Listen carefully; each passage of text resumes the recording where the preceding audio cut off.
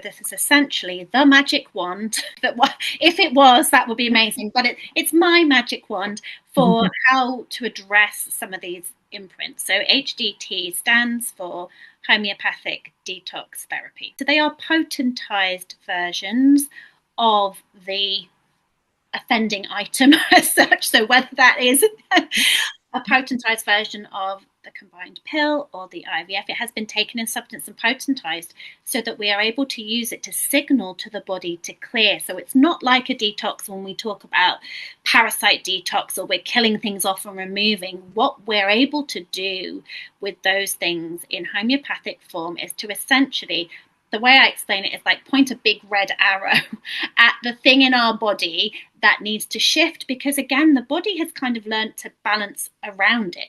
It's created a sort of new route through and almost forgotten it's there, which is why we now have this pattern of symptoms. So we remind the body by returning the remedy to it that this is where we got stuck, this is where the shift is, and then essentially ask it to lift that blanket so we can see what's underneath. We signal to the body this is what needs to go, whilst also supporting the organs and the bowel and the symptoms so that it is comfortable and the body is able to drain. Because often, if this is the moment where it all went wrong, this is the moment where everything is holding as well. So we need to teach the body to release. And it can be a really effective way of doing that gently, because the problem is there is no, as far as I'm aware, there's no other way we can get these things out. Hey friends, welcome back to PCOS Unfiltered, Nourish, Heal, Thrive. I'm your host, Lindsie, and today we're diving deep into a conversation that's going to change the way you think about your hormones, your health, and what normal really means. My guest, Tori Sorrell-Cook, is an endocrine health specialist and international homeopath who helps women understand why their hormones have felt chaotic for years, even when their lab results say everything looks fine. Her approach combines hormone mapping, functional insight, and homeopathic detox therapy, HDT, to uncover and clear hidden hormonal imprints left behind by stress, contraception, and environmental toxins. In this episode, Tori shares how her own journey with endometriosis led her to discover that the body can unlearn symptoms, not just manage them. We unpack the fascinating links between viral, chemical, and emotional imprints on hormonal health, how the pill and other medications can repattern the body's signals, and what it really means to create safety in the body so healing can happen. Now, as a reminder, the content shared on PCOS Unfiltered is for informational and educational purposes only. The views and opinions expressed by the hosts and guests are not intended to serve as medical advice. Always consult with a qualified healthcare professional before making any changes to your diet, exercise, or treatment plan. The information shared is based on personal experience and expert interviews and is not a substitute for professional medical guidance. Okay, if you're managing your symptoms but still know deep down that something feels off, or if you're just curious about how to work with your body instead of against it, you're going to love this conversation.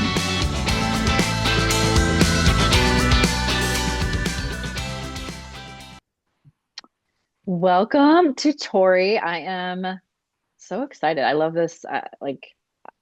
First of all, I feel like there's some of the stuff I need to learn more about, which I'm excited to learn from you today and have our listeners learn from you. But I think we just really hit it off because we share a lot of the same ideas and things around healing. So can't wait to just dive in. So let's do that. So for anyone that's kind of, new to this world, what drew you into women's hormone health, and what helped you realize the body can unlearn symptoms rather than just manage them, which I love. I love that, by the way. I love this topic. Unlearning. Yeah, we're always unlearning what we've been taught. Well, I think it was quite a long journey, because I think actually my journey started way back when I had a diagnosis of endometriosis myself in my 20s, and took quite a traditional route, actually. Listened to the doctors, did as I was told, had several misdiagnoses along the way, and then had quite a sort of heavy set of hormonal treatments. Essentially, which were tricky, like they are for most women. It's not a new story. Your listeners will understand. Um, Mhm. but I was really lucky in that I was always told I would struggle to conceive, and I didn't. So kind of pregnancy turned things around a bit for me because of the hormone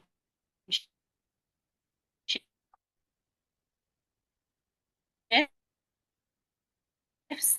But then once I'd had place, and therefore I kind of sought alternative treatment for myself, which meant that actually I then essentially have never I was cured. I say cured. I lived symptom free until today because I saw a wonderful homeopath who said, look, we really need to look at what's going on with your hormones. We did a kind of detox of the pill, which is where my learning started, and I had such transformational results that kind of stayed with me. And although I didn't step into that field immediately, I've ended up here because I just think women need more choices Mhm. and more options because the traditional route doesn't work for everyone. And I think, we're told, well, that's it, that's all you've got. And I think, well, no, I've lived this and I've walked a different route and I've seen different ways, and there is no one case fits all, which is why I'm so passionate about what I do now. Yeah. Yeah. I think so many women can relate to your story, especially I think too, you said the kind of misdiagnoses and I feel like that's very common with PCOS too. I mean, I've talked to women that like they might have been told at some point they had cysts on their ovaries, but then they didn't fit, like they weren't overweight. So I think the doctor just kind of either misdiagnosed them or dismissed them. Now we know that yes, you don't even need the cyst on your ovaries, but and we know a lot more about it today than we did before too. But I think that's still just it's very common um, to I think in a lot of women's hormonal health issues. And with the trouble is, I think with the traditional model is that we're always looking for the symptoms that make us the same. So do you fit these? And because that's how a diagnosis is made, we have to have symptoms in common and you have to Mhm. fit X number of them. So we're always looking for the commonality. And Yeah. actually the lens I now look through is not what makes you the same, what makes you different. How do your symptoms express themselves? So, if you're experiencing that dysfunction, it doesn't matter, like you said, whether you're gaining the weight or whether we can actually visually see something. It's about the experience that you have day to day and the symptoms that you suffer through. And I think, unfortunately, because there's a lot of pressure on the medical model as well, there just isn't time to individualize. And that's why things are missed and people feel that they've fallen through the gaps. Yeah. It's very unfortunate. I mean, because I mean, I've learned this along the way myself, but I mean, it can even go back to how you were born, right? A vaginal birth versus a C-section, how long were you breastfed? Like all those things now can, or, from then can actually affect your health later on. And even your mother's state. So there's some really interesting research Yes. I've been reading at the moment about, actually if you conceive in estrogen dominance, then we are we are passing that along. Now, Hmm. in my field, we often talk about your kind of genetic inheritance, but we're catching up in the science of it now, where we can see, actually, let's look at what mum's hormone patterns were like at conception, and what does this Yeah. then mean for the children that come after, and we're beginning to see those links and those patterns. Yeah. Yeah. So, yes, we hear a lot about hormone imbalance. I feel like hormone health, hormone balance your hormones, like all that stuff. You go on social media, I feel like it's all over the place. Um, but we do hear much less about how the signals between the brain and ovaries can be disrupted.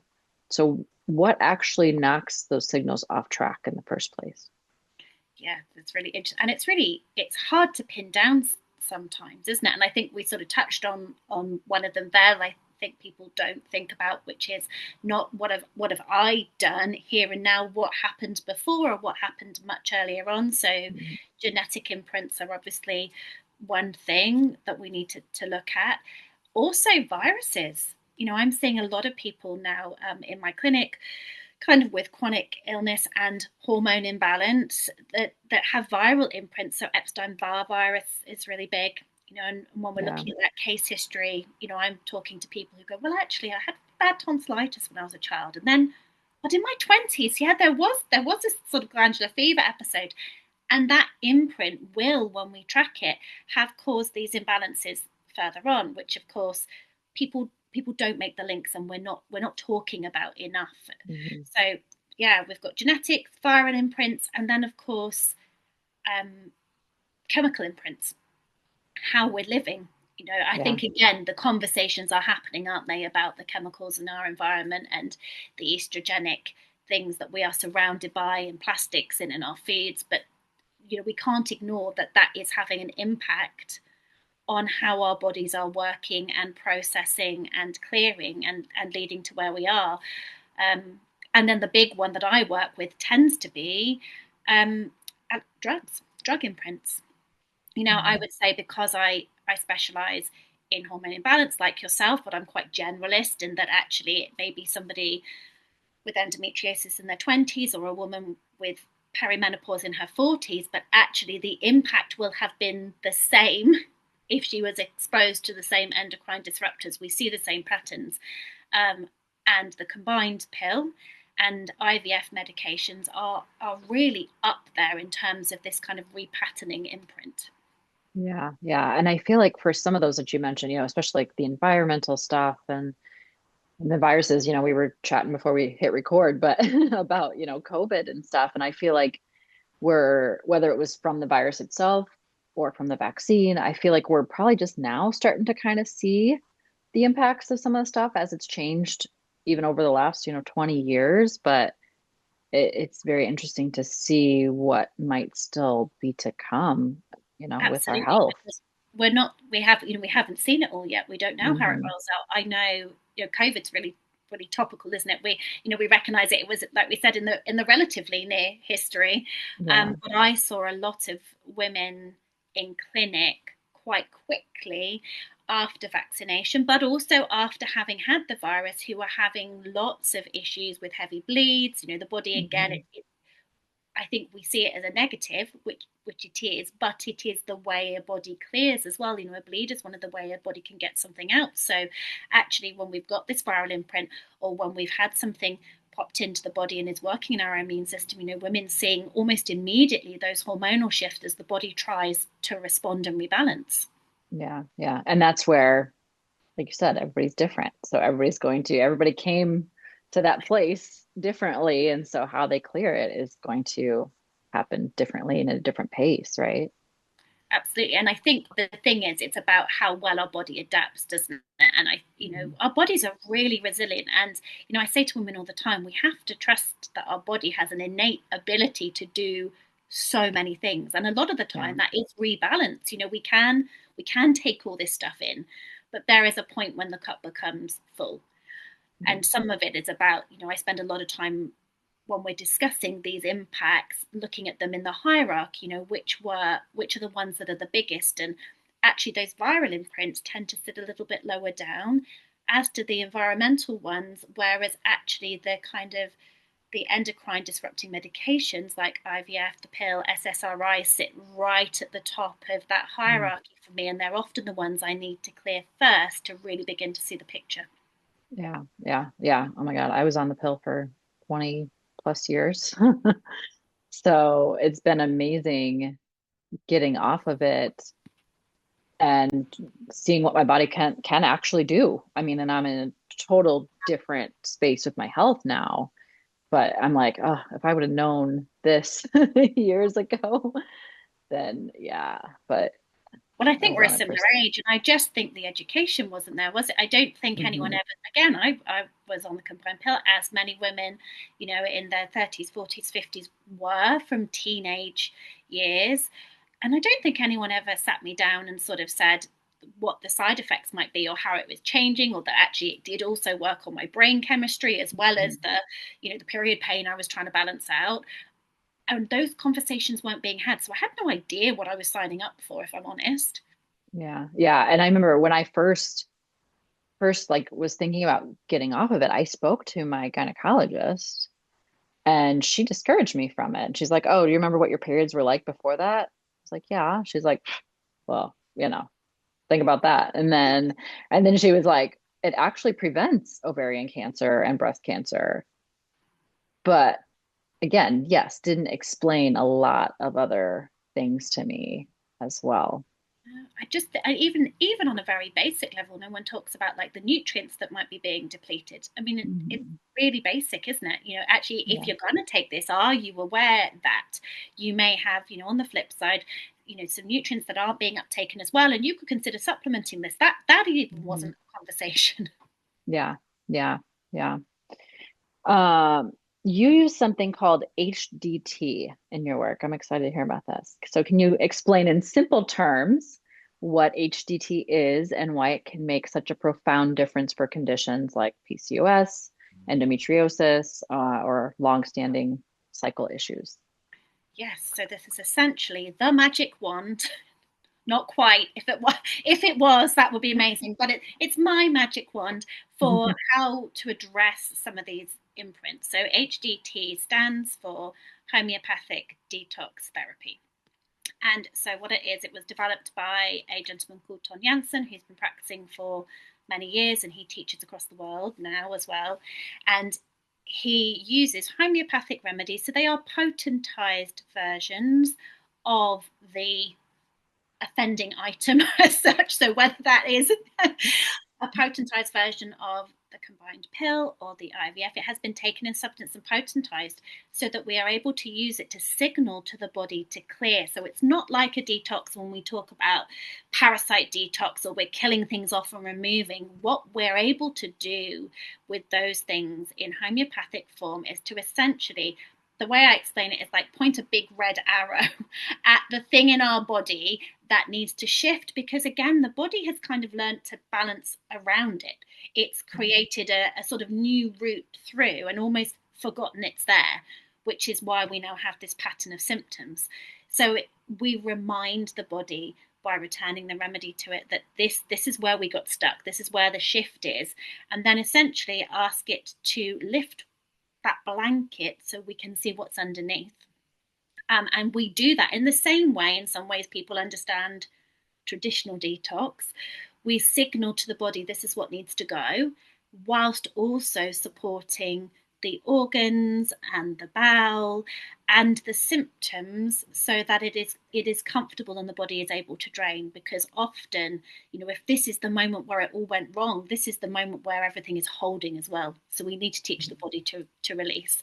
And it can be a really effective way of doing that gently, because the problem is there is no, as far as I'm aware, there's no other way we can get these things out.